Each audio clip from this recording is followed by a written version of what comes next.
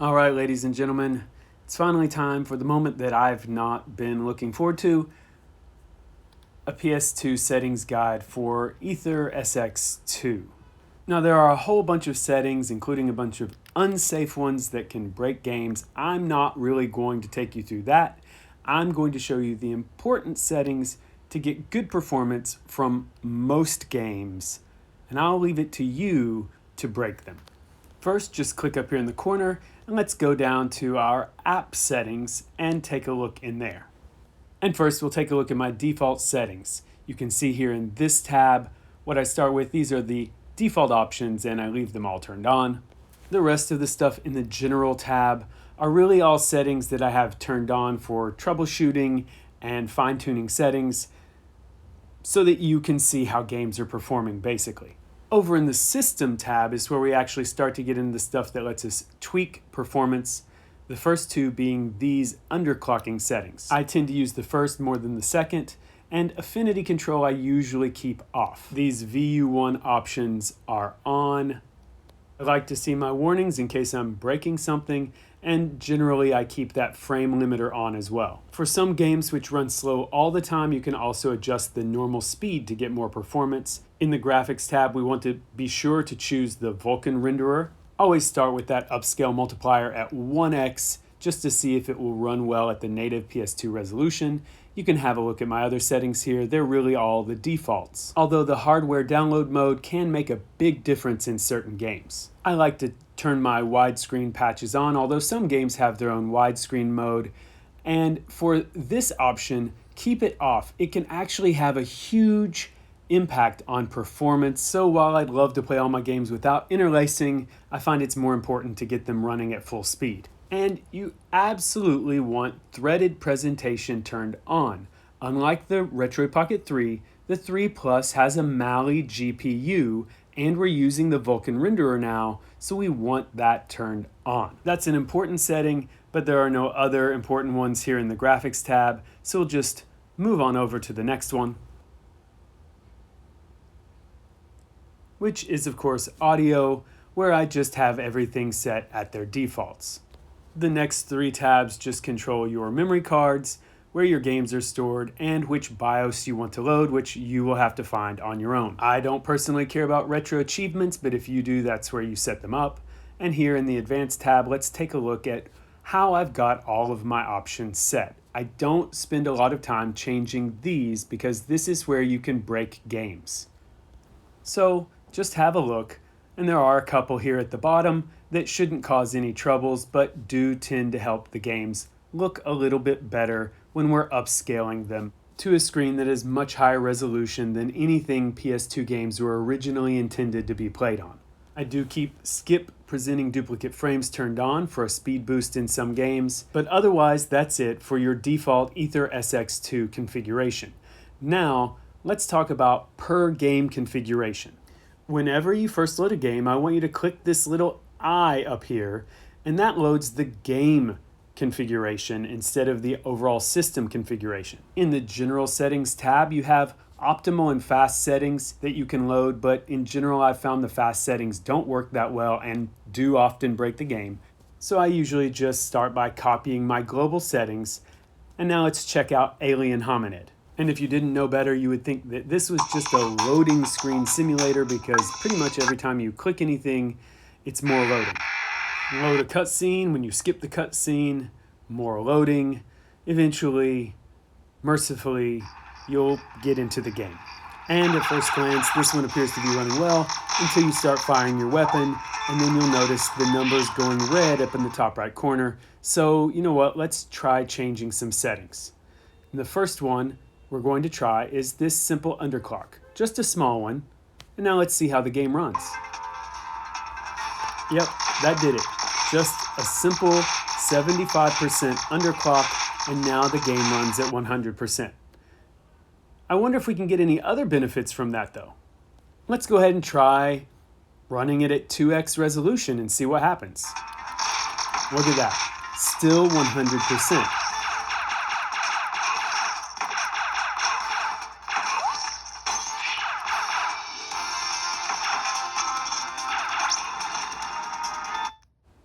What about 3x resolution, I hear you saying? Well, we can try, but you'll immediately notice red numbers. It's just not able to keep up at 3x resolution. So it seems like with this game, somewhere around 2 or 2.5 times native PS2 resolution is our cutoff. And there we go, Alien Hominid, an example of a 2D game on PlayStation 2 running at full speed with just a simple -1 underclock.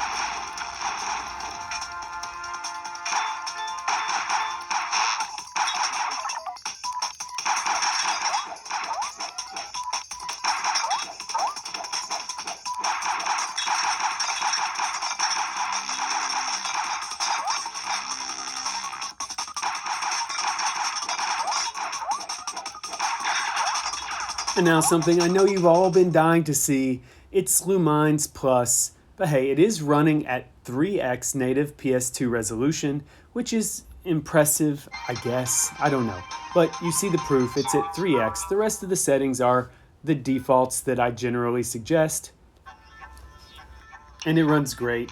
I did test at 4x and most stages run fine, but some of them have slowdown, so 3x seems to be the limit. Now we can just watch me play a music game for the rest of this video, right?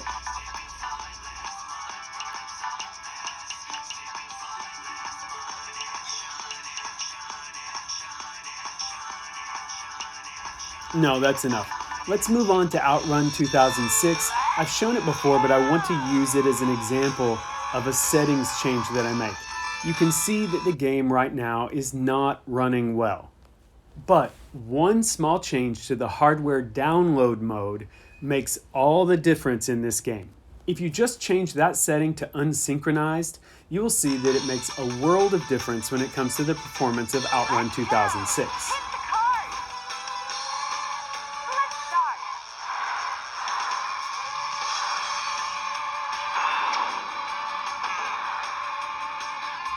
I'm sure you'll notice there are still some slowdowns, so we may need to make some more tweaks. Now, I did have this at 1.25x resolution.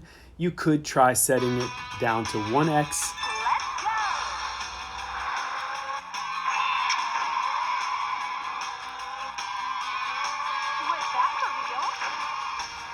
But if you're still not satisfied, it might need a small CPU underclock to get it running more steady at 100% or close to it.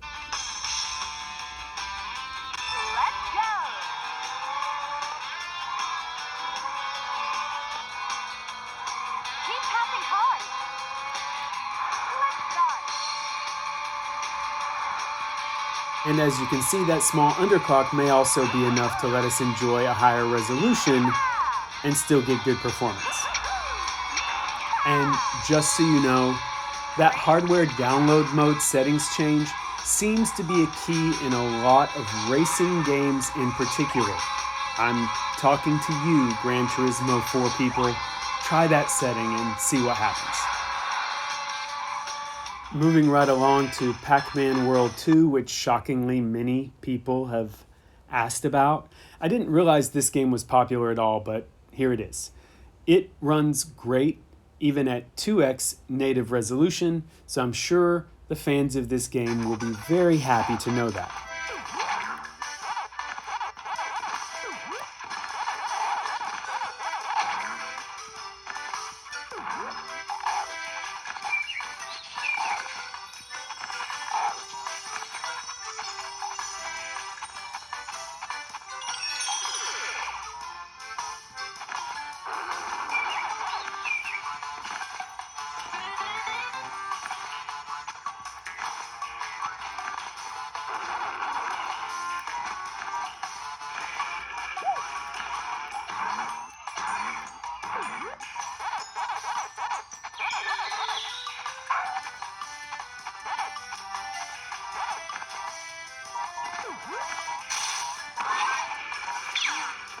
I wasn't joking, by the way.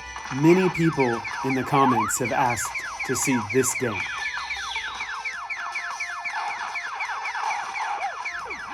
But for the rest of us, let's take a look at Prince of Persia: The Sands of Time. This was actually a game I really loved on the original Xbox, but since we can't emulate the original Xbox on the Retroid Pocket 3 Plus, let's play it on PlayStation 2. I'm using mostly default settings, but I do have it up at 1.25x resolution, and as you'll see, it is running great.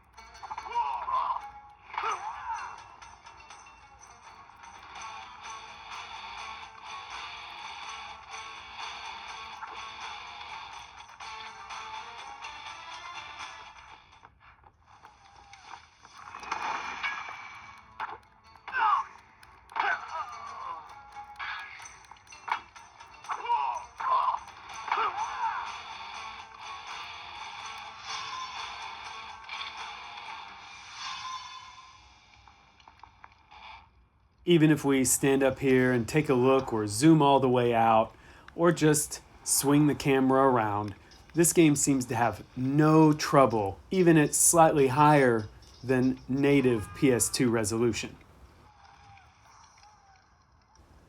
To get the Simpsons Hit and Run running on PS2, all it really takes is a slight underclock. I do notice some minor frame dips. I will leave it to you guys to fix those. These videos are partially about providing you the information you need to make the games you like run at their best.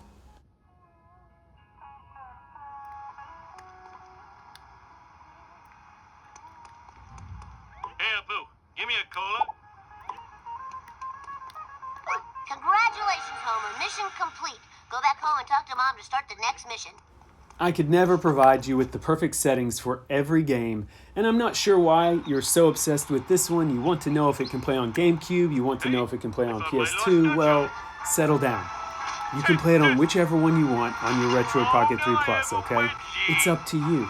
Choose your favorite. You can steer Homer into pedestrians like some sort of drunk on either system, and it'll play just fine.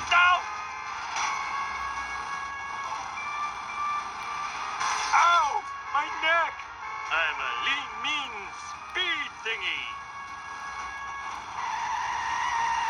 Woohoo! You should be in Cannonball Run. This is a school zone!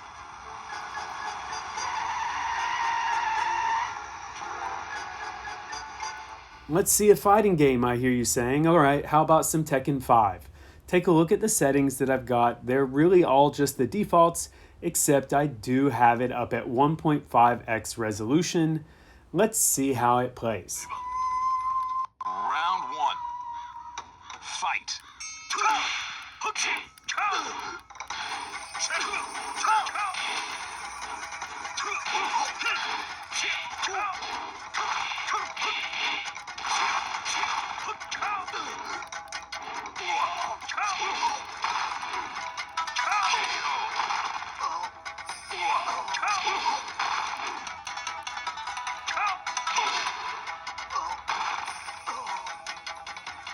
You win. Round two. Fight. Now, when I played the first stage, I did not notice any slowdowns, but I do on this one. So let's try lowering the resolution, maybe 1.25, see if that takes care of it. It seems like most of the slowdowns are gone now, so you may have to play this at 1x, but it may work up to 1.5x depending on the stage.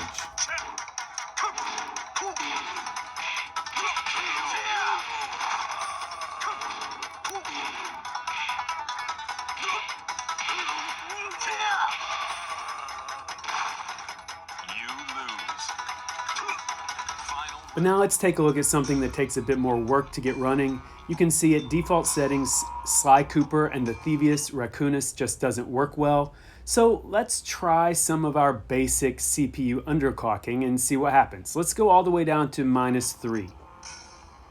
Yeah, unfortunately that's still not enough. It's still running really slowly.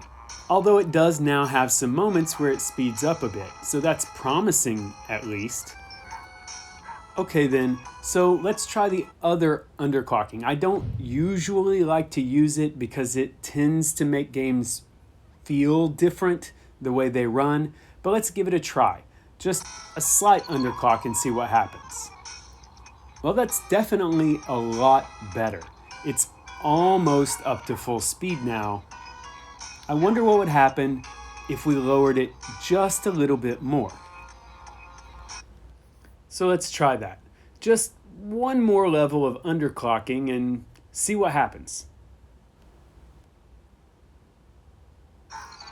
Well, hey now, you look at that. The numbers are out of the red. It's running at full speed now. It does have a little bit of a choppy feel to it, but it's definitely running better. And wait, I wonder, often when we do this, we can also increase the resolution. Ah, yeah. So we have to underclock, but once we do, we can also increase the resolution so that it looks better. I think that's a fair compromise.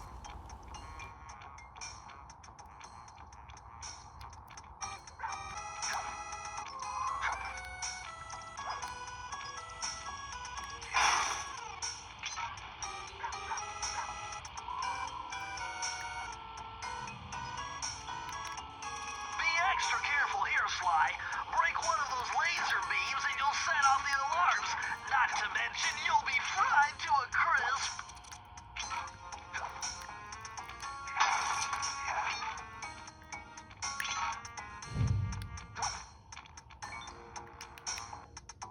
Now there are still some moments where I notice some minor slowdown, but overall I would definitely consider this playable.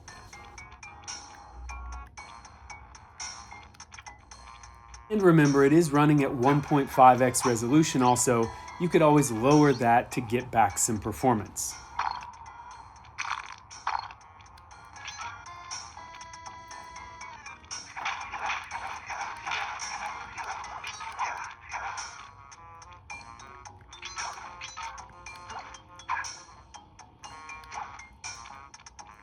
I already ran through once. I've already done the smash and grab. I just died on my way out of the stage. And I recorded going back through the second run.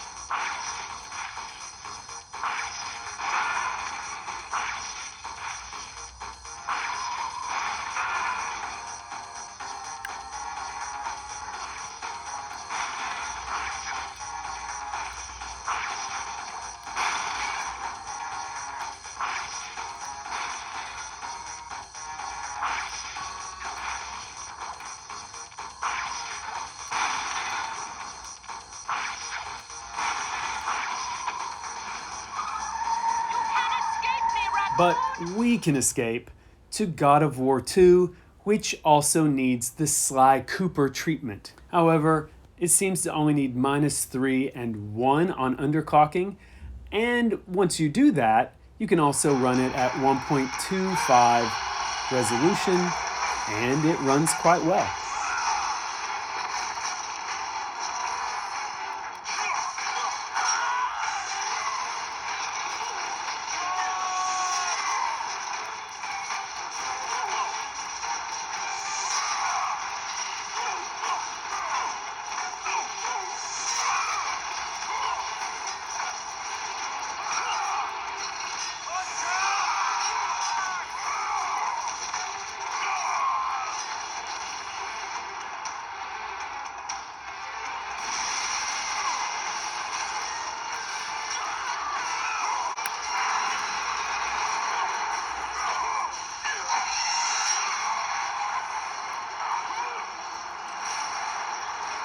Certainly not the most opportune moment to open a chest, but let's just do it anyway.